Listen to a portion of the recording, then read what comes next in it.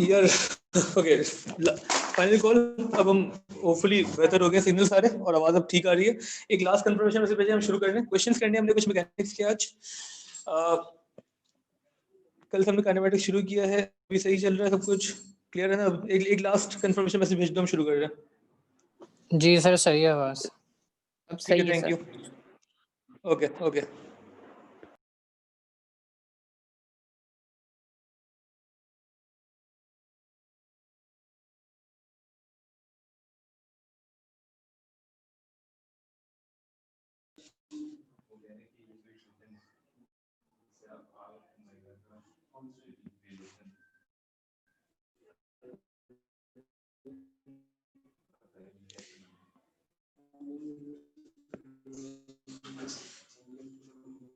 Vector खत्म कर चुके हैं, मैकेनिक्स हमने शुरू किया था और हम M1 पढ़ रहे थे, काइनेमेटिक्स।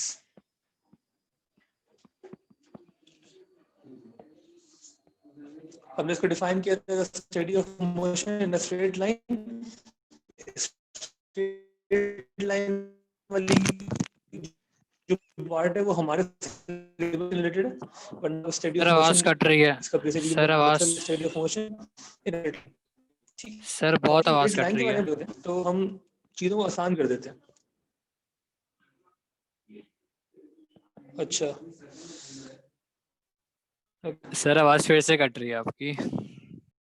ठीक है, मैं करता हूँ कुछ और ट्राई, रुको।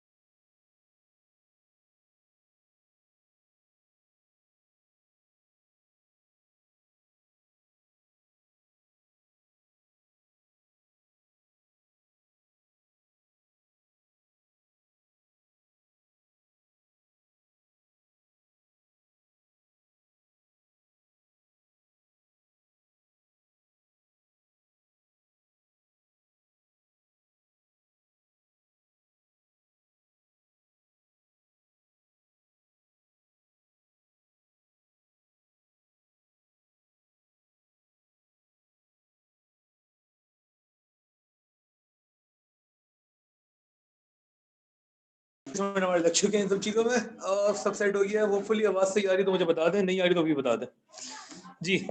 ठीक है, आवाज बेहतर है? जी सर सही है। ठीक है, थैंक यू। मुझे बता देना अगर मसला हो बीच में। ओके, फिर तो कोशिश करते हैं पढ़ने की। तो हम M1 पढ़ना चाह रहे हैं, kinematics. We studied with displacement, we started with displacement time graph, वो हम कर चुके हैं। इससे मुराद बेसिकली ये है कि हम उसकी बेसिक्स सारी देख चुके हैं। क्वेश्चंस हमने कोई भी नहीं किए, वो हम आज शुरू करेंगे इंशाल्लाह। The next thing we started was velocity time graph. उसमें भी हमने एक बेसिक स्ट्रक्चर तो देख ही लिया था। 2-3 नोट्स में कुछ ऐड करना है अबाउट वेलोसिटी टाइम ग्राफ, वो आप कर लें। और मुझे पता है कि हमने कहाँ पे छोड़ा था, तो आपने कहाँ छोड़ा था वो आपकी नोटबुक में आपके सामने होना चाहिए। ये कॉपी जो मैं करवा रहा हूँ चीजें इंपॉर्टेंट नजर आता है, उसको सही से लेके चले। M1 is easy if you are following, follow करें उसको, आराम से हो जाएगा इंशाल्लाह।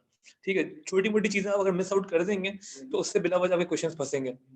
सही है, तो उसको सही से फॉलो कर लें, इंशाल्लाह सही से हो जाएगा। ओके, तो वेलोसिटी टाइम ग्राफ्स में we plot time here and velocity here, ठीक है। और हमने इसको, खैर इसको तो हमने पूरा डिस्कस कर ही लिया था, एक बेसिक स्ट्रक्चर को। हाँ, 2-4 बातें जो मुझे ऐड करवानी थी वो आप देख लें। The gradient of velocity time graphs shows is acceleration.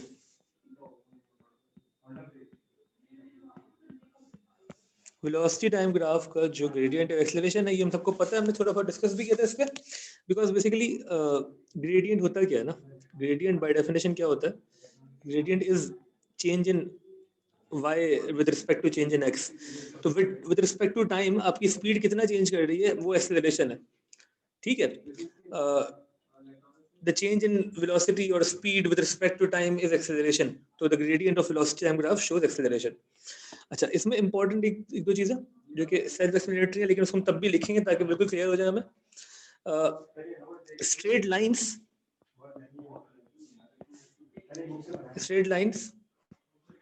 on VT graphs, velocity time graphs क्या शो करेंगी? अगर लाइन स्ट्रेट है तो ऑब्वियसली स्ट्रेट लाइन का ग्रेडियंट कांस्टेंट होता है, y is equal to mx plus c. m is constant.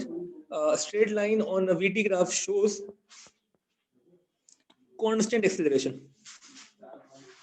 Shows constant acceleration. ये काफी इंपॉर्टेंट है कि एक्सेलरेशन कांस्टेंट है, वेरिएबल है, क्योंकि जितनी भी आपने अभी फिजिक्स के फॉर्मूला वगैरह पढ़े हुए हैं जो कि अभी हम आपको इंट्रोड्यूस करवाने वाले हैं वापस FUVAT वाले, वो सारे फॉर्मूला अप्लाई होंगे सिर्फ कांस्टेंट एक्सेलरेशन पे. All those formulas are regarding constant acceleration. और अगर हमने क्या बोला कि स्ट्रेट लाइन जब भी बनेगी वेलोसिटी टाइम ग्राफ पे तो the acceleration will be constant because line का gradient constant होता है. The gradient is acceleration, that should be constant. However, if we have a curve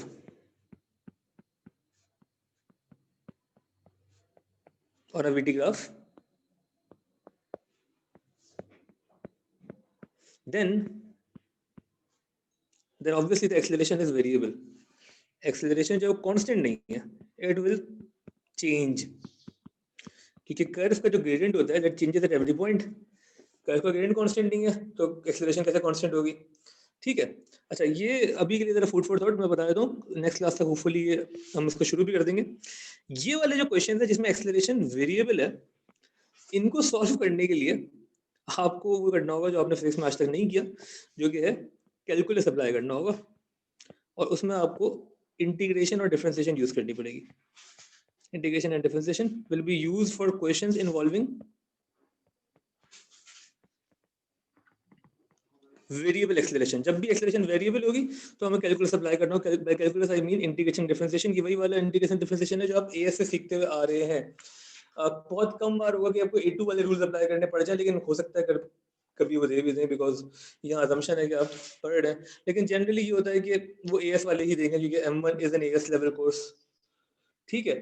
अब उन्होंने ये कर दिया कि M2 खत्म ही कर दिया उन्होंने सिरे से, तो हो सकता है कि शायद वो A2 वाली भी अप्लाई करने को दे दें, लेकिन आपको तो आप लोग वैसे चीते हैं इंटीग्रेशन डिफरेंशिएशन में, तो कोई टेंशन होनी नहीं चाहिए. एक्सेलरेशन वेरिएबल होगी तो कैलकुलस लगेगा, ये याद रखना है. और अगर एक्सेलरेशन वेरिएबल है तो कर्व बनेगा, ये भी याद रखना है. एक्सेलरेशन वेरिएबल है तो कर्व बनेगा, एक्सेलरेशन कांस्टेंट तो लाइन बनेगी. जनरली जितने भी ग्राफ्स आपको दिखेंगे उसमें लाइंस ही बन रही होंगी, acceleration remains constant. One last thing about VT graphs, वो ये है कि the area under the curve, for example अगर मैं यहाँ पे एक और ग्राफ बना दूं,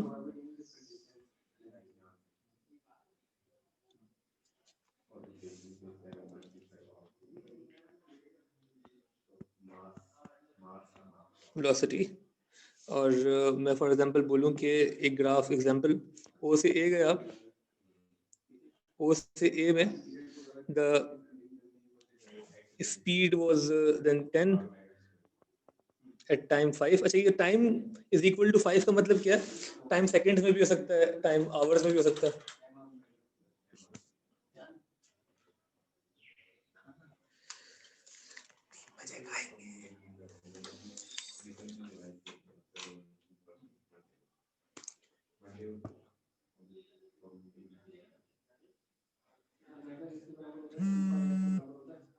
ओके, तो 5 सेकंड्स तक 10 हो गई आपकी स्पीड. अब यहाँ पे आके आप रुक गए, स्टेशनरी हो गए. स्टेशनरी कैसे शो करते थे हम वेलोसिटी टाइम ग्राफ में? हॉरिजॉन्टल लाइन से. क्या AB की लाइन ये शो कर रही है कि आप रुके हुए हैं? कोई बता सकता है कि क्या AB ये शो कर रहा है कि हम स्टेशनरी हैं? यस और नो?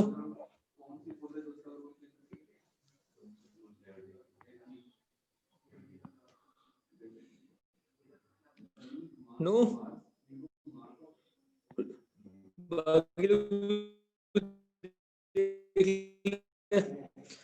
क्या ए बी ये शो कर रहा है कि हम स्टेशनरी हैं?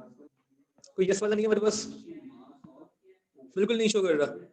क्या शो कर रहा है? ए बी ये शो कर रहा है कि आप कांस्टेंट स्पीड पे भगा रहे हैं, 10 मीटर पर सेकंड फॉर होगी, क्योंकि स्पीड टाइम सेकंड के आवर्स में होगा, हम देख लेंगे जब क्वेश्चन आएगा। तो अभी 5 सेकंड तक आपकी स्पीड होगी 10 मीटर पर सेकंड, फिर अगले 10 सेकंड तक, टाइम 15 तक आपने इसी स्पीड पे भगाया, ठीक है।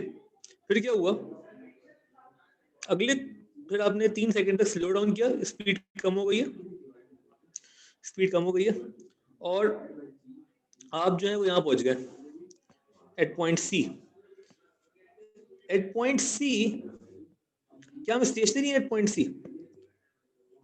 Are we stationary? Are we not moving at point C? Yes और नो? पॉइंट सी पे हम स्टेशनरी हुए या नहीं हुए? यस, बिल्कुल ठीक है। कौन हम पॉइंट सी पे स्टेशनरी हो गए because the velocity is zero. The velocity is zero means कि हम रुक गए, वी आर नॉट मूविंग। ठीक हो गया?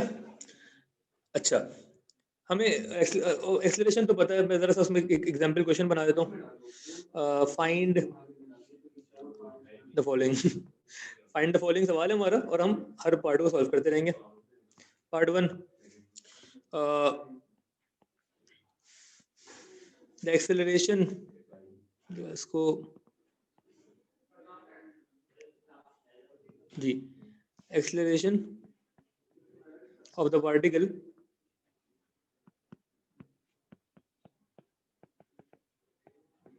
in first 5 seconds।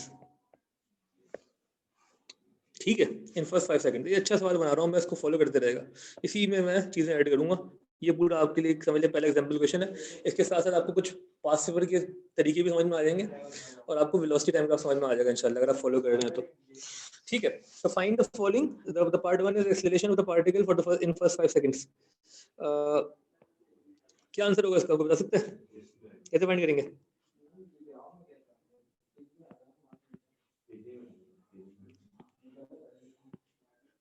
टू, बिल्कुल ठीक है, टू इज द आंसर। वो कैसे निकाला आपने? ग्रेडियंट निकाल ले ओए का, gradient of O A is the acceleration.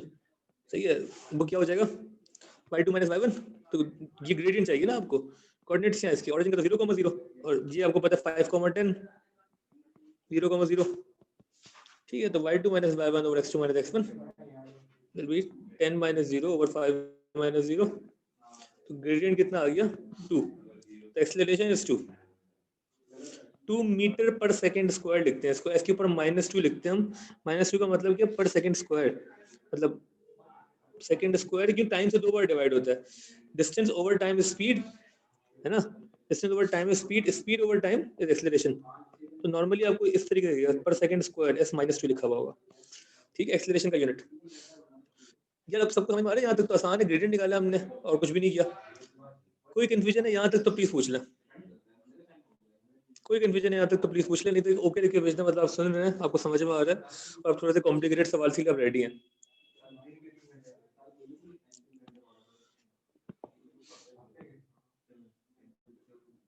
जी, बाकी लोग?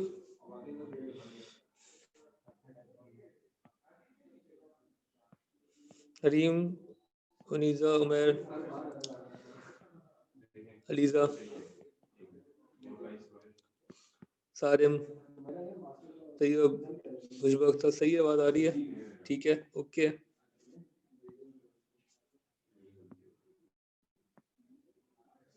ठीक है, ओके। तो ये बेसिक्स हमने देख ली कि find the acceleration of the particle in the first 5 second, हमने निकाल लिया। ठीक है, इसी सवाल को हम कंटिन्यू करेंगे। अच्छा, इसमें एक और चीज, क्योंकि हमें ग्रेडियंट समझ में आ गया, ये एक नोट बना लें या नोट्स में ऐड कर लें, आपको शायद पता होगा, ये इंपॉर्टेंट नोट है, इसको ऐड कर लें। The area under the graph, area under the graph, the VT graph, area under the VT graph is, क्या है ये? क्या होता है area under the graph? Anyone? Distance, displacement, distance या डिस्प्लेसमेंट? कंफ्यूजिंग वर्ड था। जो एक्चुअल एरिया है वैसे आप लोग कुछ हद तक सब सही कह रहे हैं। The area under graph is change in displacement. Displacement में कितना चेंज हुआ है, this is the area under graph. Area under the velocity time graph shows you the change in displacement, not the total displacement, the change in displacement. और change का मतलब क्या है मैं समझाता हूँ यहाँ पे, ठीक है। Area under the graph shows change in displacement, और उसको हम देखते हैं। तो by change we basically mean कि फॉर एग्जांपल कि अगर आपने एरिया निकाला for the first 5 seconds of this triangle, area निकाला तो आपको मिलेगा व्हाट इज आपका इनिशियल डिस्प्लेसमेंट कितनी थी, 0, और फिर जो भी एरिया आएगा वो आपकी डिस्प्लेसमेंट होगी। फिर अगर आपने ये एरिया निकाला फॉर द नेक्स्ट 10 सेकंड्स, तो ये जो एरिया होगा this will be the change in displacement now. बात समझ में आई? टोटल डिस्प्लेसमेंट नहीं मिलेगी आपको, चेंज इन डिस्प्लेसमेंट मिलेगी। ठीक है, समझ में आ रही है बात? तो फॉर एग्जांपल क्वेश्चन पूछ रहा है आपसे कि फाइंड, पार्ट 2 कर लेते हैं इसको यहाँ पे।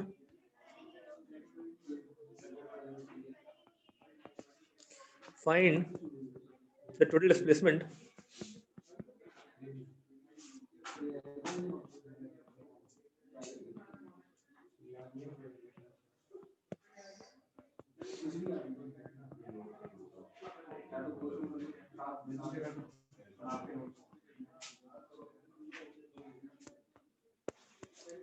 for the 18 seconds।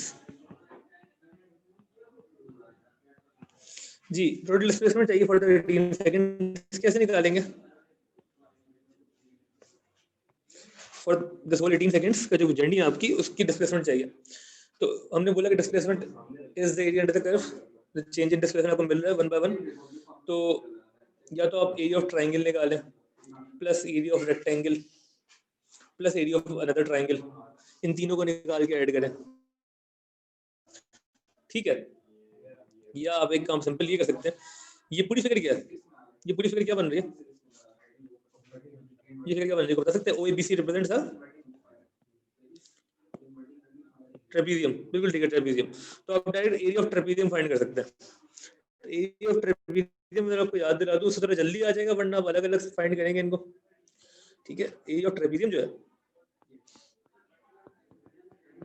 उसका फॉर्मूला आपने सीखा था, half into height into sum of parallel sides, ठीक है। Half into height into sum of parallel sides. तो area would be equal to half times height. Height कितनी है इस ट्रेपीजियम की, कोई बता सकता है? हाइट क्या है इस ट्रेपीजियम की, हाइट क्या है? 10। बिल्कुल ठीक है, वो 10 कहाँ से निकली? ये हाइट है। ये तो जो, और पैरेलल साइड्स कौन सी हैं? ये दोनों पैरेलल साइड हैं, ये दोनों साइड्स पैरेलल हैं, ठीक है। इनको जो ज्वाइन करती है लाइन वो हाइट होती है, ठीक है ना, भूलना नहीं इससे। तो half into height, height is 10 into sum of parallel sides की लेंथ क्या है? ये जो ये साइड है इस, ये तो 18 है, और ऊपर वाली जो है दैट इज, ये कितनी है ऊपर 10। वाली? AB, AB इज आल्सो 10, ये 15 - 5, बिल्कुल ठीक है। तो half into height into sum of parallel sides would be equal to half into 10 into 18 + 10, तो ये कितना हो जाएगा? 28 14 इनटू 10 140, ये 140 आ रहा है आंसर, कोई कंफर्म कर दे? जी सर 140 है। ठीक है, बेस्ट है। यहाँ तक सब फॉलो करें, अभी तक तो आसान था, सिर्फ एरिया निकाला है। अगला सवाल जो अगर सोचने वाला है, अगर यहाँ तक फॉलो किया तो ओके लिख के भेज दें। अगला सवाल आपने खुद करना है, समझ के। इसका तीसरा पार्ट जो मैं बनाऊंगा वो आपने बताना।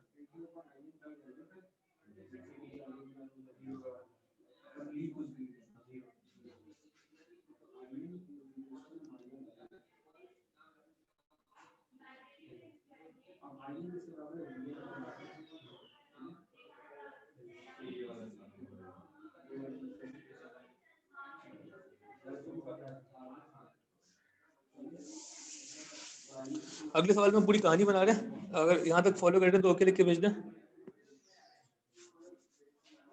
ओके ठीक है।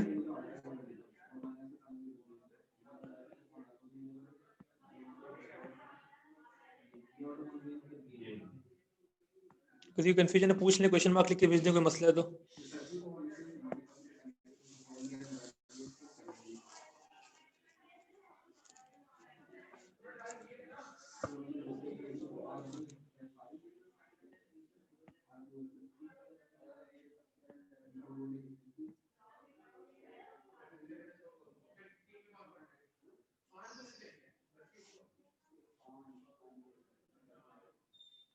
ओके पार्ट 3 देखें। ऑन द जर्नी बैक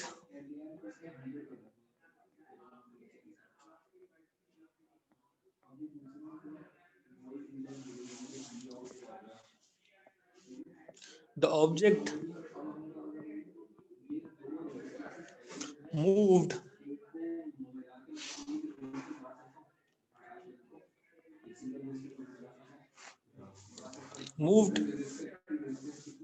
या रीच कर लें,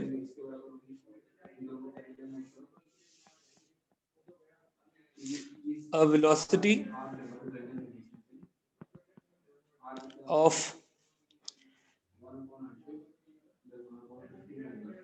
5 meter per second.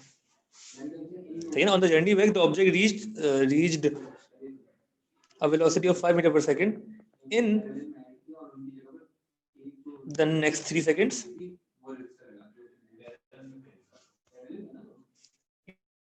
In the next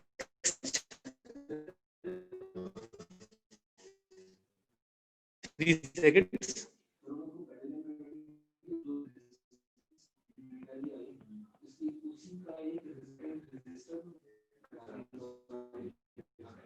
Then on that sir आवाज constant कट रही है, speed. सर आवाज कट रही है। आवाज कट रही है?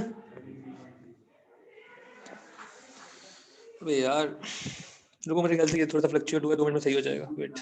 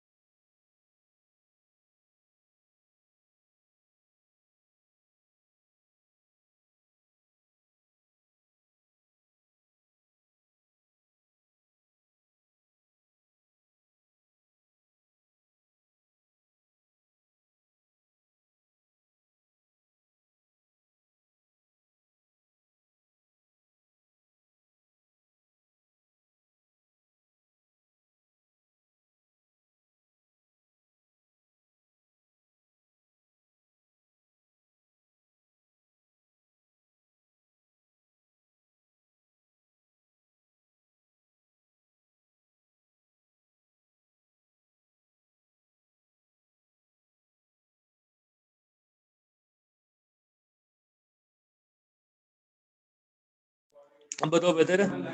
आवाज सही चल रही है अभी? ठीक है, बेहतर हुआ कुछ? जी sir. Okay thank you. Okay यार ये सवाल इंपॉर्टेंट है, इसको जरा देख लें, समझ के करना है इसको, क्योंकि इसमें मैं लास्ट कॉन्सेप्ट जो है वेलोसिटी टाइम ग्राफ का समझाना चाह रहा हूँ इस सवाल के थ्रू। ठीक है, इसको प्लीज कॉपी कर लें। On the journey back, the object reached the velocity of 5 meter per second in the next 3 second. वापस आते वक्त उसने अगले 3 सेकंड में स्पीड पकड़ ली, स्पीड पहुंच गया वो 5 मीटर पर second. Then it continues on that constant speed. It continued कर लें, then it continued on that constant speed to reach its back its starting point. To reach back its starting point.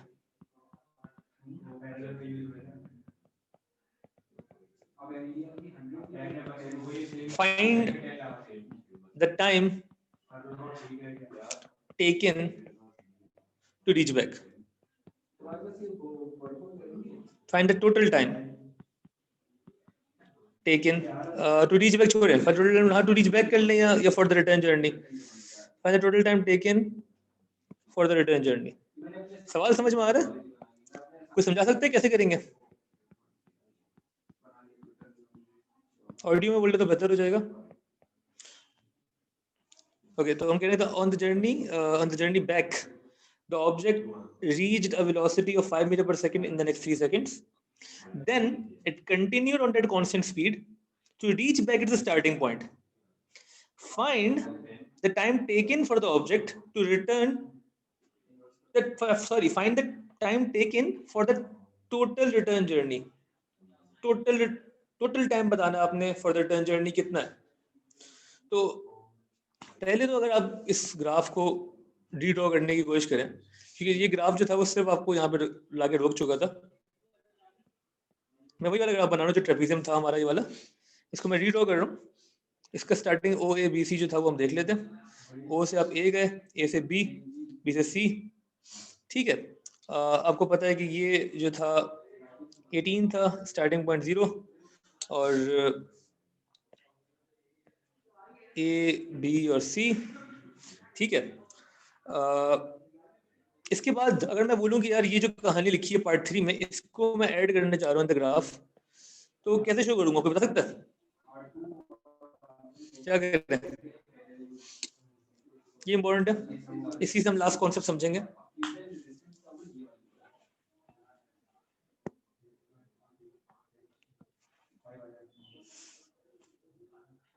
Three second answer भी दे दिया आपने नहीं I think this is not the right answer जी क्या करेंगे इस diagram complete कर सकते हैं कोई क्या करें एक बताएं आप how will we show the journey back in a velocity time graph क्योंकि डिस्प्लेसमेंट टाइम ग्राफ में तो जर्नी बैक शो करना कोई मसला नहीं है डिस्प्लेसमेंट टाइम ग्राफ में जर्नी बैक शो करना कोई मसला नहीं है वो क्या होती है आगे अब ऊपर जा रहे हैं मतलब कि डिस्प्लेसमेंट बढ़ रही है सही है और नीचे आ रहे हैं डिस्प्लेसमेंट कम हो रही है 0 पे आके जर्नी बैक हो गया खत्म ठीक है तो this part was the journey backwards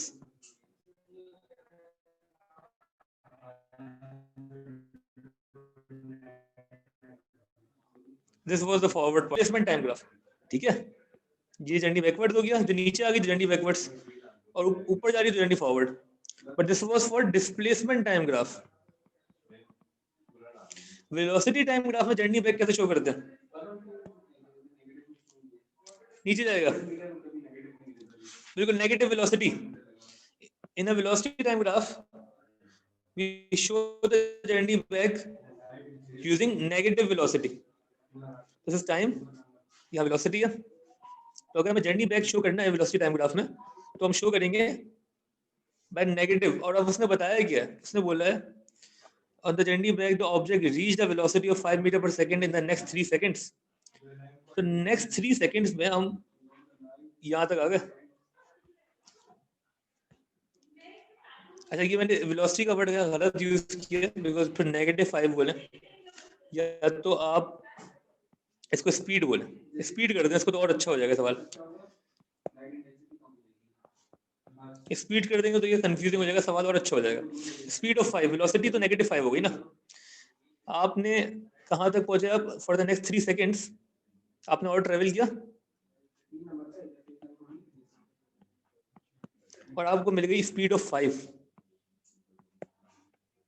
तो आप यहां तक आ गए ठीक है तो फॉर द नेक्स्ट 3 सेकंड मतलब कि अब कितने सेकंड हो चुके हैं टोटल 21 सेकंड हो चुके हैं and what is the speed you have reached the speed you have reached is 5 so velocity is -5 ठीक है जर्नी बैक इसलिए हमें पता है कि नेगेटिव रीजन में शो करना है उसके बाद हमने बोला कि उसने क्या किया it continued on that constant speed to reach back its starting point continued on अब इसी स्पीड पे उसने कंटिन्यू किया मतलब constant speed horizontal line constant speed पे चल रहा है to reach back the starting point आपने बताना है कि टोटल टाइम क्या लगा, ये टी अननोन है, कब तक वो पहुंचा है, बात समझ में आ रही है?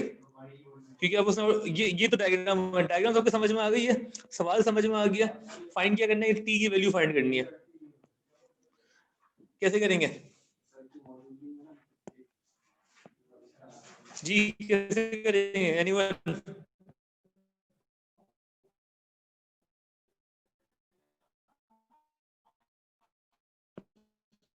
How will we know कि अच्छा फिर चल to the starting point, displacement 0 है, मतलब you return to the starting point, ठीक है? वेलोसिटी टाइम ग्राफ में how will we show that we have returned to the starting point? कोई बता सकता है वेलोसिटी टाइम ग्राफ में कैसे शो करेंगे कि हम स्टार्टिंग पॉइंट पे रिटर्न हो चुके हैं, कैसे शो करेंगे? एग्जैक्टली टोटल डिस्प्लेसमेंट 140, बिल्कुल ठीक है, बेहतरीन। अभी तक आप पार्ट में थे, पॉजिटिव पार्ट में तो आपने टोटल एरिया कितना कवर किया? अगर आपको वापस आना है तो नीचे 140 कवर करना है, जब total area below the origin would be equal 40, आप रिटर्न होंगे स्टार्टिंग पॉइंट पे। और अगर ये एरिया जो है 140 से ज्यादा हो गया तो आप पीछे चलेगा स्टार्टिंग पॉइंट से भी, जो कि यहाँ पे हम शो करते हैं। इस बात को फिर से बता रहा हूँ, जब ये एरिया और ये एरिया इक्वल होंगे तब हम बोलेंगे डिस्प्लेसमेंट 0 है। The area above the origin जब इक्वल होगा एरिया बिलो द ओरिजिन के, then we will say that we have return to the starting point. ये बात समझ में आ रही है तो ओके लिख के भेजे, कोई कंफ्यूजन है पूछें।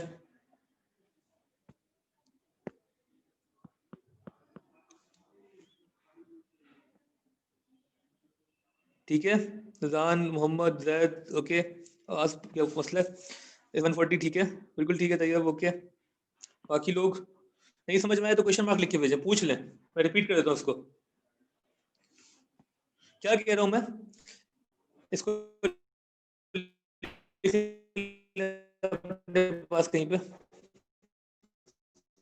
ये नोड बना लें, लास्ट नोड यही था। When the area above the origin will be equal to the area below the origin, then total displacement will be equal to 0.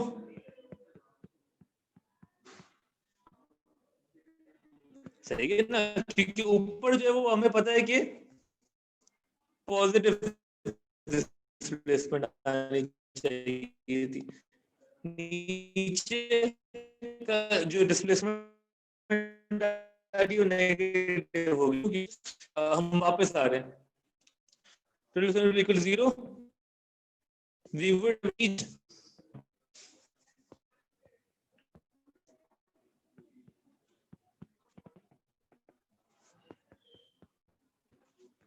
ठीक है।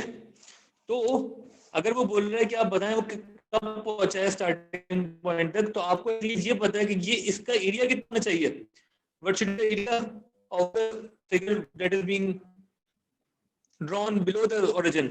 जी, what is the area of the figure below the origin, this area कितना होना चाहिए? Sir, half parallel sides base and अभी into height. Equal किसकी होना चाहिए? Sir, A It should B be C equal के. to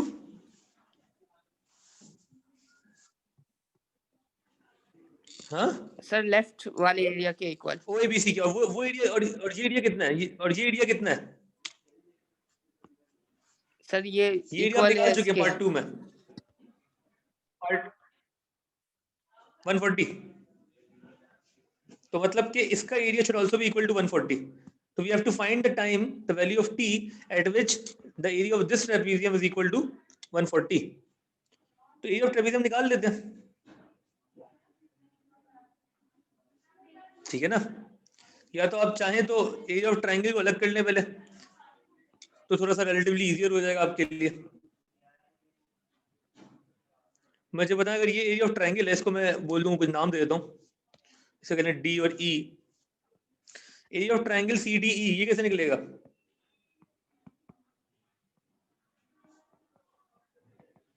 half into base into height. Base कितनी है इसकी? 3। हाइट क्या है? हाइट कितनी है इसकी? 5. 5। बिल्कुल ठीक है। तो कितना आ गया एरिया? 15/2 7.5. 7.5 तो आप कवर कर चुके हैं। टोटल कितना करना था? 140। 140 में तो माइनस करें 7.5, कितना आएगा?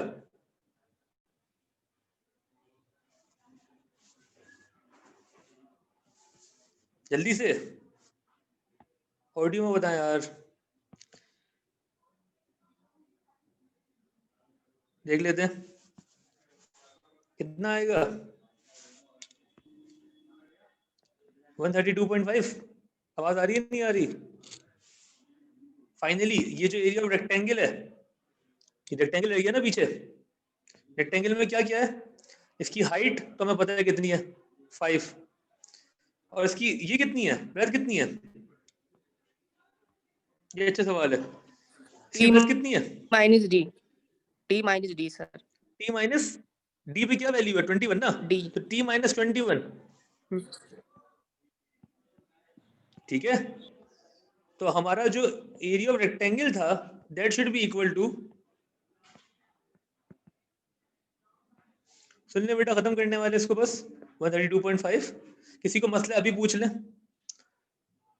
और area of rectangle basically is equal to 5 multiply by T minus 21। This should be equal to 132.5।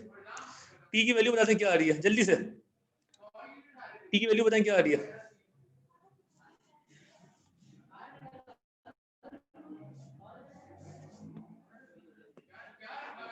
But 7.5 कोई कंफर्म करे जल्दी से। T is equal to 47.5।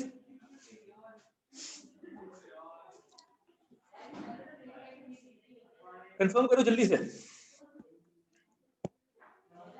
ठीक है, क्या 47.5 हमारा आंसर है? ये आंसर नहीं है हमारा, this is not answer. Answer क्या होगा हमारा? जल्दी से कोई बता सकता है आंसर क्या होगा? सवाल क्या था? Total time taken for the return journey, T is equal to 47.5। Answer क्या होगा? आंसर क्या होगा?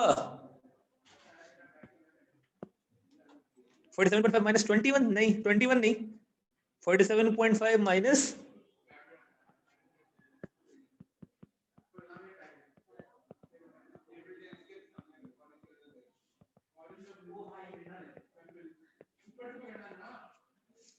47.5 18 से माइनस कर देंगे सर। 18 से माइनस 18. करेंगे, बिल्कुल 18 से करेंगे, क्योंकि 18 से ऊपर तक का ऊपर देना, ये पूरा एरिया सारा एरिया मिला के हुआ है ना रिटर्न जर्नी।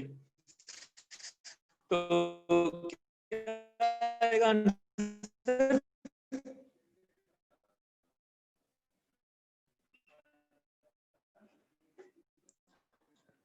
29.5 सेकंड्स। टाइम आपको ये सब चीजें और कुछ भी नहीं है। आप सारे क्वेश्चन कर पाएंगे इंशाल्लाह। क्वेश्चन आपको सेंड कर दूंगा होमवर्क के लिए, जो आपने देखने। क्लियर है तो बता दें, कोई कंफ्यूजन है पूछ ले। ठीक हो गया? Okay, this all the knowledge you need for DT and VT graphs. बाकी जो मैंने बताया था कि आपको कैलकुलस यूज करनी पड़ जाएगी, वो हम देखेंगे कब करेंगे, करनी पड़ेगी। काइनेमेटिक्स रहता है हमारा, लेकिन DT और VT ग्राफ देख लिया हमने। ओके हो गया? ठीक है फिर, thank you for coming. Class हम खत्म कर रहे हैं। अल्लाह हाफिज।